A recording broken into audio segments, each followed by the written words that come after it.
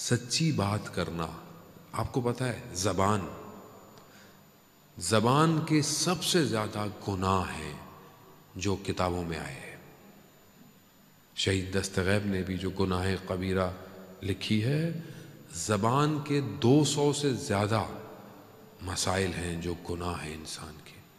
یعنی انسان زبان سے کتنی غلطیاں کرتا ہے. ابھی میں اچھا کام کروں، نیک کام کروں، مگر ایک جملہ میں کہہ کر اپنی ساری عبادت خراب کر سکتا ہوں. ہم اس کی طرف غور فکر کریں. ایک جملہ انسان کا دل توڑ سکتا ہے کسی کا. وہ کسی کا آپ نے دل دکھا دیا، عالم برزخ میں عذاب ہے. شہید دستغیب کہ آپ کی صلوات ان کے درجات میں اضافہ فرمائے. اللہم صلی علی محمد وآلہ.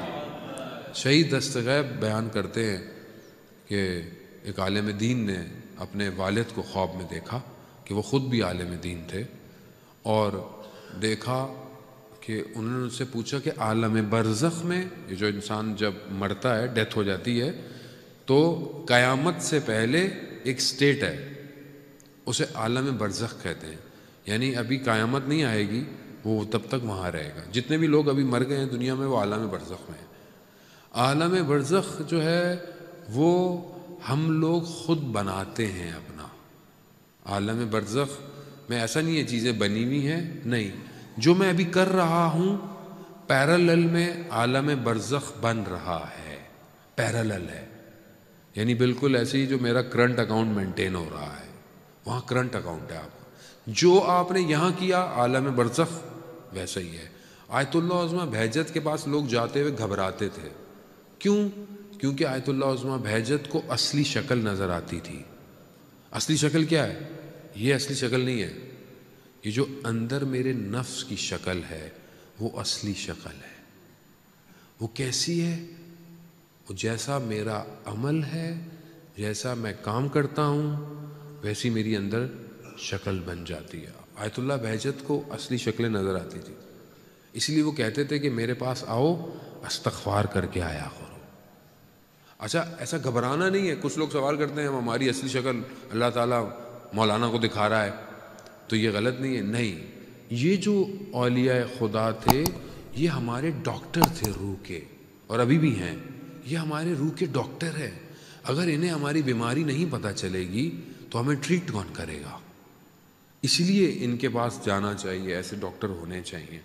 ہمارے بھی ایک ٹیچر، کہ میں کبھی کلاس میں جاتا تھا تو وہ کبھی کہتے تھے کہ سید بہت اچھا ہے، لیکن اگر رات کو بچوں کو نہ ڈانٹتا تو بہت اچھا رہتا. یعنی میں نے تو بتایا نہیں تھا لیکن انہیں پتہ چل جائے، کیونکہ وہ ان کو نظر آتا ہے جو بھی غلطیاں.